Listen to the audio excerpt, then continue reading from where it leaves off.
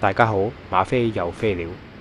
過去個幾禮拜，同其他香港人一樣，都非常之難過，所以希望藉住呢條新片，為大家同埋自己都轉換下心情。上次介紹呢一間 Chase Sapphire Lounge，有觀眾話比起 Kyra Lounge 更加中意佢。為咗表現馬飛係公平公正，我決定早餐再嚟演一次。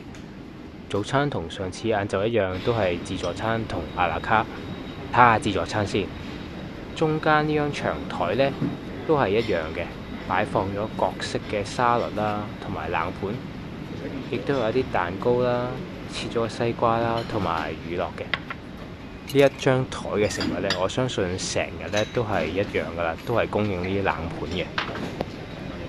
反而靠近大玻璃呢張台呢，朝早呢就換上咗 cornflakes 啦，配側邊嗰啲奶啊、豆漿嗰啲呢，啱晒小朋友。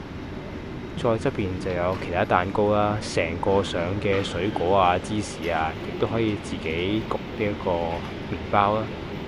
轉個角度俾大家睇下呢個 lounge 嘅內部，入邊就係座位區同埋陣間介紹嘅熟食區。上集有更詳細介紹，有興趣可以睇翻。自助熟食區早餐時段比較多中式嘅食物，例如呢個粥同埋頭先見到嘅各種配料啦。呢度有呢個叉燒包啦。非常之港式點心，豉油皇炒麵，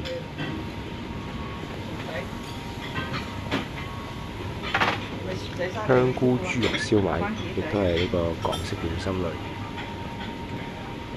潮州粉果，個人就麻麻啦。跟住蝦米腸粉，個樣有啲似酒樓嗰啲即拉腸粉，但係咪即拉就唔知啦。側邊仲有一堆醬料俾大家配搭呢啲港式食物，非常之地道嘅味道。呢個 lounge 最正就係呢個大玻璃啦，朝早繁忙時間可以睇到好多飛機，不過都係國泰為主啊。但係對住佢哋嘅座位就比較少，天時地利又和先爭到。嗰日我哋就爭輸我哋班 auntie uncle。阿拉卡部分種類就唔係太多，但係起碼有翻啲西式或者所謂日式嘅食物。嗰日就同團友一齊去啦，所以唔使諗，全部阿拉卡嘅都叫晒佢試俾大家睇一睇。首先呢個藍寶石早餐三文治係我覺得嗰日最好食嘅，下面嗰個掛包啊，類似台式西式咁樣混合一齊。之後呢個蘑菇多士配流心蛋呢，我就覺得個蘑菇醬有啲太濃啦，有啲奇怪嘅味道。日式豬肉飯團。一個飯團咁樣啦，好過華 X 傑嗰個啦，唔差嘅，但係都唔係好突出。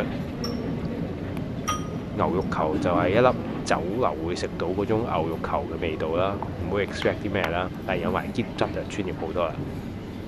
墨丸魚蛋湯麵啊，最失敗就係嗰堆淋晒嘅炸蒜，但係點都好呢，我都俾佢第二名，因為我中意佢嗰啲丸啊。總括嚟講，我覺得呢度嘅早餐好過上次晏晝嚟嘅時候，成功平反加分啊！正當以為喺機場食早餐多個選擇，就有壞消息啦！呢個貴賓室將會喺2026年1月5號執笠。原本係續集嘅呢條片，竟然變成告別作啊！如果想試下佢嘅早餐，仲有1個月時間，快啲去試啦！香港嗰幾個旅遊 KOL 或者 Facebook page 咧就話呢間貴賓室會變做 Kyra。雖然我比較中意 Kyra 啦，但係有競爭先有進步，百貨應百客啊嘛。我自己都係想保留翻係 Chase 嘅，方便你如果想轉下口味都有其他選擇啊嘛。呢條大結局呢就到此為止啦。中意嘅俾個 like， 分享俾朋友 ，subscribe 我哋 channel。有意見同有想收睇嘅題材嘅話呢，歡迎你俾啲建議我哋。下次見啦！講個秘密俾你知，馬飛12月有飛啦，等我出片啦，拜拜。